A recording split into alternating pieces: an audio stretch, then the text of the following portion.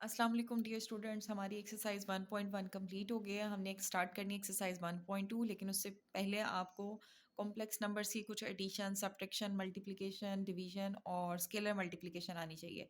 तो हम देखते हैं कि हमारे पास कॉम्प्लेक्स नंबर के ऊपर कौन कौन से अलजेब्रिक ऑपरेशन और कैसे परफॉर्म होते हैं। तो सबसे पहले हमारे पास scalar multiplication of a complex number, कि आपने एक कॉम्प्लेक्स नंबर को एक स्केलर नंबर से मल्टीप्लाई करना है। तो कैसे मल्टीप्लाई करेंगे? जेड हमारे पास एक कॉम्प्लेक्स नंबर है, ठीक है, और के हमारे पास एक रियल नंबर है। जब आपने के को जेड से मल्टीप्लाई करना है तो मल्टीप्लिकेशन कैसे होगी कि के आपका रियल पार्ट से भी मल्टीप्लाई होगा और इमेजिनरी पार्ट से भी मल्टीप्लाई होगा, ठीक है। ये हमारी स्केलर मल्टीप्लिकेशन है, ठीक है। इसमें वो आपको कह रहे हैं द फॉलोइंग डायग्राम शोज के जेड फॉर के इज इक्वल टू 2, कि अगर आपके पास के की डिफरेंट वैल्यूज हों, आपके पास सिंपल हो, पॉजिटिव हो, नेगेटिव हो या फ्रैक्शन फॉर्म में हो, तो आपके पास ग्राफ कैसे बनेगा। अगर हम के को 2 लेते हैं तो आपके पास देखें ग्राफ इस फॉर्म में होगा, ठीक है। ये एक्स एक्सिस हमारा होता है रियल पार्ट और वाई एक्सिस होता है हमारा इमेजिनरी पार्ट। लेकिन अगर के की वैल्यू फ्रैक्शन फॉर्म में होगी तो आपका ग्राफ सिर्फ यहाँ तक रह जाएगा, ठीक है, ओरिजिन के करीब करीब होगा। और अगर आपके पास के की वैल्यू नेगेटिव होगी तो आपका ग्राफ जो है वो आपके पास या अबव भी होगा और ये इधर बिलो मीन क्रॉस में इस तरह से जा रहा है आपके पास, जबकि आपके पास क्या है, -1 है, ठीक है। तो ये हमारी स्केलर मल्टीप्लिकेशन हो गई है कॉम्प्लेक्स नंबर की। अब है हमारे पास addition of two complex numbers, के हम दो कॉम्प्लेक्स नंबर्स को ऐड कैसे करते हैं। तो हमने एक कॉम्प्लेक्स नंबर लिया है Z1 जो कि इक्वल है x1 प्लस एओटा y1, और दूसरा नंबर है Z2 जो कि इक्वल है x2 प्लस एओटा y2। यहाँ x1 y1 x2 y2 ये सारे हमारे बिलोंग कर रहे हैं रियल नंबर से। अब हम इन दो कॉम्प्लेक्स नंबर्स को ऐड कैसे करेंगे, Z1 प्लस Z2। अब दो कॉम्प्लेक्स नंबर्स की एडिशन कैसे होती है कि रियल के साथ रियल पार्ट सॉल्व होता है और इमेजिनरी के साथ इमेजिनरी पार्ट सॉल्व होता है। तो जो आपका पहला कॉम्प्लेक्स नंबर है उसका रियल पार्ट x1 है और जो दूसरा कॉम्प्लेक्स नंबर है उसका रियल पार्ट x2 है। तो x1 में x2 ऐड होगा। पहले कॉम्प्लेक्स नंबर का इमेजिनरी पार्ट है एओटा y1 और दूसरे कॉम्प्लेक्स नंबर का इमेजिनरी पार्ट है एओटा y2। तो ये आपका इन दोनों में से एओटा को कॉमन लेके हमने y1 में y2 को ऐड कर लेना है, ठीक है। ये हमारे पास दो कॉम्प्लेक्स नंबर्स की मल्टीप्लिकेशन है, ठीक है। सेम ही आपके पास दो कॉम्प्लेक्स नंबर्स की सब्ट्रैक्शन भी होती है। और वो सब्ट्रैक्शन भी कैसे होगी कि हमारे पास जैसे हमने रियल में रियल को ऐड किया और इमेजिनरी में इमेजिनरी को, तो सब्ट्रैक्शन में भी यही वाला काम होता है कि रियल में से रियल पार्ट आपका सब्ट्रैक्ट होगा और इमेजिनरी में से इमेजिनरी पार्ट आपका सब्ट्रैक्ट होगा, ठीक है। तो इस तरह से हम करते हैं दो कॉम्प्लेक्स नंबर्स की सब्ट्रैक्शन। अब है हमारे पास multiplication of a two complex number, के दो कॉम्प्लेक्स नंबर्स की आप मल्टीप्लिकेशन कैसे करेंगे। इनकी सिंपल मल्टीप्लिकेशन होती है, जैसे दो आपके पास पोलिनोमियल एक्सप्रेशंस की मल्टीप्लिकेशन होती है वैसे ही आपके दो कॉम्प्लेक्स नंबर्स की मल्टीप्लिकेशन होती है। x1 पहले हमारा मल्टीप्लाई होगा x2 प्लस एओटा y2 से, और एओटा y1 भी हमारा मल्टीप्लाई होगा x2 प्लस एओटा y2 से। तो हमारे पास मल्टीप्लिकेशन के बाद आंसर आएगा x1 x2 plus x1 y2 aorta, plus आपके पास क्या आ जाएगा, y1 x2 अयोटा और फिर y1 aorta square y1 y2। इसमें अगेन हम क्या करेंगे कि रियल पार्ट्स को कंबाइन कर लेंगे और इमेजिनरी पार्ट को कंबाइन कर लेंगे। आप यहाँ नोट करें कि यहाँ अयोटा स्केयर आ रहा है, इस अयोटा स्केयर की जगह हम वैल्यू रिप्लेस करेंगे -1। तो आपका ये वाला पार्ट और ये वाला पार्ट दोनों होंगे रियल और ये दोनों होंगे हमारे इमेजिनरी। तो इनको हमने सेपरेट कर लिया, ठीक है। ये हमारे पास दो कॉम्प्लेक्स नंबर्स की मल्टीप्लीकेशन है। नेक्स्ट है हमारे पास division of two complex numbers, के दो कॉम्प्लेक्स नंबर को हम डिवाइड कैसे करते हैं।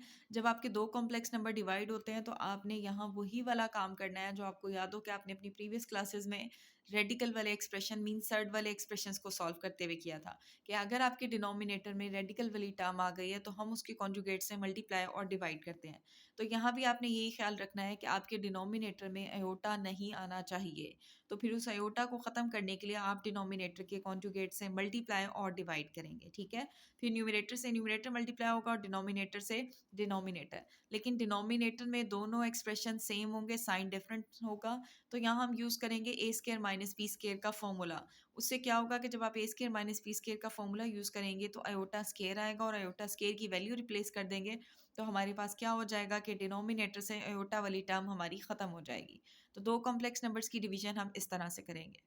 अब है हमारे पास properties of a complex number के कॉम्प्लेक्स नंबर्स की कुछ प्रॉपर्टीज़ हैं, ये बिल्कुल वैसे ही हैं जैसे आपने अपनी प्रीवियस क्लास में रियल नंबर्स की प्रॉपर्टीज़ पढ़ी थी, ठीक है।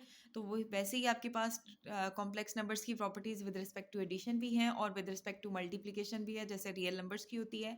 सबसे पहले हमारे पास है closure property. Closure property with respect to addition क्या है कि अगर आपके पास Z1 और Z2 को हम ऐड करें, दोनों आपके कॉम्प्लेक्स नंबर है, तो उनका सम भी आपके पास क्या होगा, complex number. Same with respect to multiplication क्या होगी कि अगर Z1 और Z2 दो कॉम्प्लेक्स नंबर है तो उनके प्रोडक्ट का आंसर भी आपके पास एक कॉम्प्लेक्स नंबर होगा, ठीक है। नेक्स्ट है हमारे पास कम्यूटेटिव प्रॉपर्टी। कम्यूटेटिव प्रॉपर्टी क्या है कि अगर Z1 और Z2 दो कॉम्प्लेक्स नंबर हैं तो आप Z1 में Z2 को ऐड करें या Z2 में Z1 को ऐड करें, आपके लेफ्ट साइड का आंसर राइट साइड के आंसर के इक्वल आएगा, ठीक है। Same with respect to multiplication क्या है कि अगर हम Z1 को Z2 से मल्टीप्लाई करें या Z2 को Z1 से मल्टीप्लाई करें तो लेफ्ट और राइट साइड का आंसर आपके पास सेम होगा।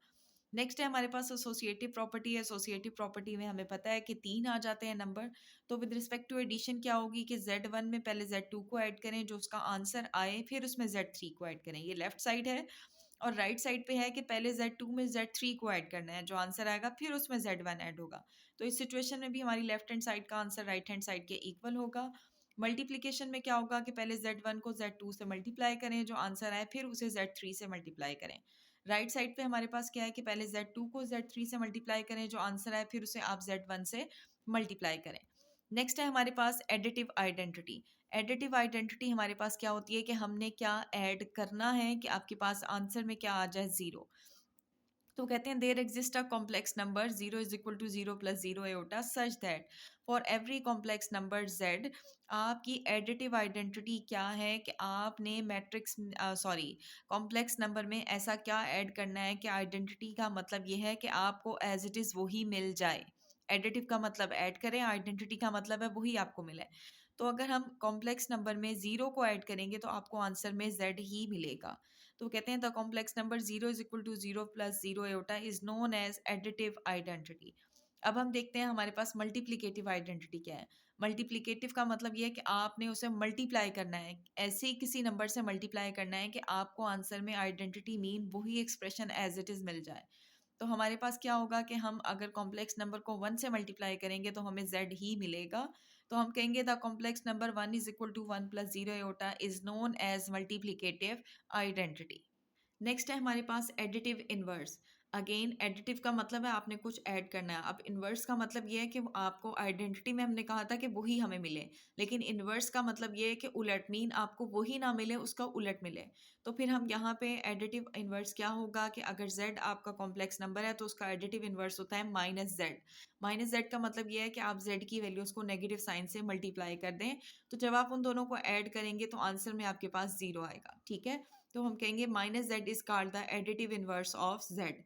सेम हमारे पास है मल्टीप्लिकेटिव इनवर्स। मल्टीप्लिकेटिव का मतलब है आपने मीन मल्टीप्लाई किससे करना है, कि इनवर्स का मतलब ये है कि आपको आंसर में वो ना मिले। तो यहाँ हमारे पास क्या है, for any non zero complex number z there exist a complex number डब्ल्यू। तो उसका एक कॉम्प्लेक्स नंबर डब्ल्यू एग्जिस्ट करेगा सच दैट जेड को डब्ल्यू से मल्टीप्लाई करें या डब्ल्यू को जेड से मल्टीप्लाई करें तो आंसर आपके पास क्या आना चाहिए, वन। आप इसे यहाँ डब्ल्यू की जगह z की पावर -1 भी कह सकते हैं या 1/z भी कह सकते हैं, ठीक है। हमारा मल्टीप्लिकेटिव इनवर्स आप z का मल्टीप्लिकेटिव इनवर्स 1/z भी हो सकता है और z की पावर -1 भी हो सकता है, ठीक है। तो हम कहेंगे कि z का मल्टीप्लिकेटिव इनवर्स आपके पास है z की पावर -1। लास्ट है हमारे पास distributive property of multiplication over addition. आपके पास distributive property multiplication over addition complex numbers की क्या है कि Z1 bracket Z2 plus Z3 is equal to, पहले आप क्या करेंगे, लेफ्ट साइड पे मल्टीप्लिकेशन करेंगे, Z1 Z2 से मल्टीप्लाई होगा और फिर Z1 Z3 से मल्टीप्लाई होगा, ठीक है। तो लेफ्ट साइड का आंसर और राइट साइड का आंसर हमारे पास सेम होगा। आप Z1 की मल्टीप्लिकेशन लेफ्ट साइड से करें, फिर यहाँ पे Z3 की मल्टीप्लिकेशन राइट साइड से करें, दोनों सिचुएशन में आपके पास left hand side right hand side के इक्वल होगी। तो ये हमारा लेफ्ट डिस्ट्रीब्यूटिव लॉ है, ठीक है, और ये हमारा right distributive law of multiplication over addition. तो ये हमारी कॉम्प्लेक्स नंबर्स की सारी प्रॉपर्टीज हो गई हैं। Thank you so much, but don't forget to subscribe the channel for more videos.